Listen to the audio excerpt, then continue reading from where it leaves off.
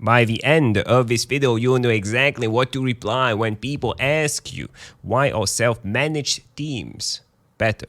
First, self-management is one of the key components of agile software development. Even in the latest version of the Scrum Guide 2020, it is stated that teams are also self-managing, meaning they internally decide who does what, when, and how. But still, command and control freaks are still treating this concept of self-management as something new, as something trending that will fade out. It's very common for management, middle management, senior management to be totally against self-managed teams. When implementing Agile, when implementing Scrum, you will often be asked as a Scrum Master, why do teams need to be self-managed, self-organized? Why?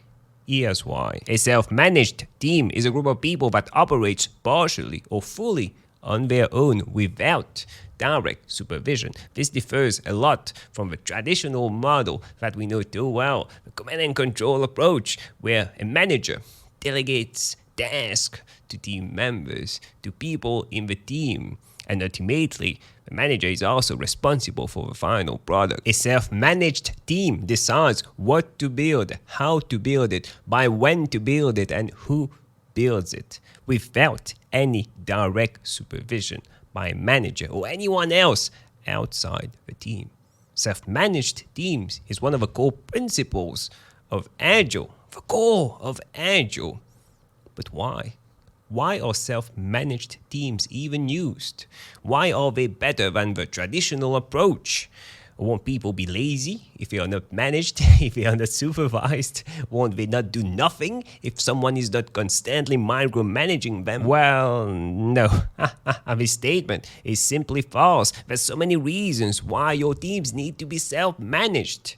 Number one, it's not about the team. It's about ownership. One of the most straightforward elements of self-managed teams is independence. Independence from external people, external sources. The teams decide what to do, not a manager or a supervisor somewhere delegating things to the team. No, the team decides what to build, how to build it, and who builds it, and by when they build it. They manage their priorities, they manage their workload, they manage how to build something, and they are owner of the final product. They are independent from external sources. Now, it's not about the concept, it's about the principle of ownership, the power to make decisions. When you allow people to be creative in the team, to make their own decisions, you bring about a sort of ownership that's never seen before in the old model, the traditional command and control approach.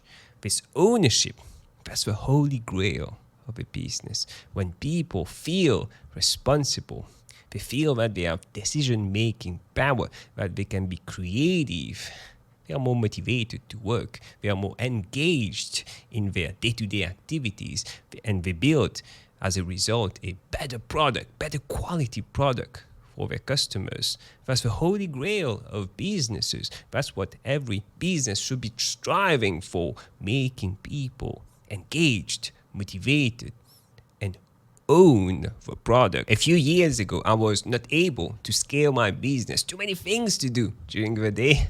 So I decided to hire an assistant. She would be responsible of customer support and do all the admin tasks. And I trained her. I trained her for 2 weeks, and she did it really well, the customer support, the admin task, and I was focusing on other stuff like things that really bring money into a business: sales, marketing, product creation, content creation.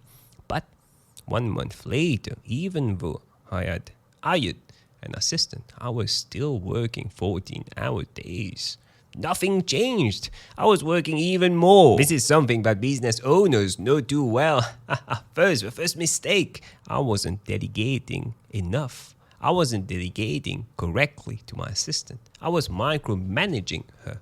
I didn't believe and trust that she would do a good job. And as a result, I was working way more because I had to do my job and also check her job or even do her job. And second thing, and the most powerful thing, is that employees don't generally pick up the level of engagement and motivation from like the CEO of a company. You need to build an environment so that they feel engaged, motivated, and own the customer support, own the admin task, feel that they are responsible, that they are independent, that they can make their own decisions, that they are creative without me, a manager, telling them what to do. This is what ownership is all about. Reason number 2, teams are simply better at making decisions in the classical approach that you still see in most organizations today, where a manager is responsible for making the decisions and delegating tasks to people in the team. There's an assumption in this approach, and the assumption is that the manager is simply better at making decisions than the team, that any member of the team or as the team as a whole. Like if there's 10 people in the team, a single person, a manager, is better at making decisions than 10 people in the team. It just doesn't make any sense. That's why the self-management approach is way better. In a self-managed team, the people impacted, affected by the decision, make the decision. And that's the team, not someone outside the team, a manager somewhere who might not even have all the information or context. Can't have, because this person is not impacted, is not in the day-to-day activities of a team.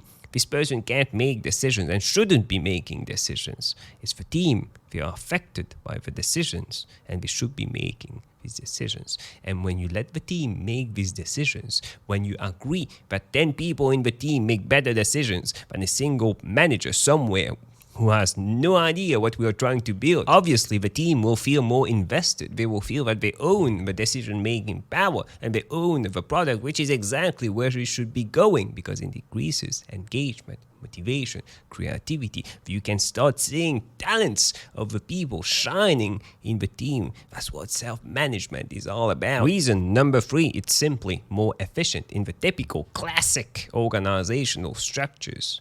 Upper management, they decide on a goal somewhere where we are trying to bring the organization to. What are the goals of the organization? This is then relayed to a manager, which then relays this information to the team and builds some things to do and delegates tasks to the team.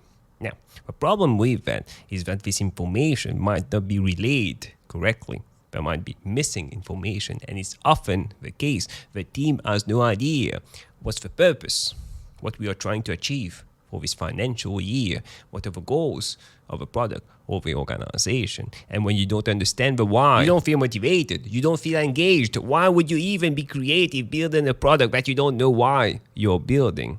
If you compare that to self-managed teams who take information directly, often take information directly from leadership, from upper management, because remember, we are cutting out the middlemen. We are cutting out all the managers. The middle managers are completely useless in our model, because we decide how to build something, what to build, when to build it, and who builds it. We have total control on the product. We just need this goal, this vision, this purpose from upper management. Then we build our goal and vision of our team, of a product around this general broad goal.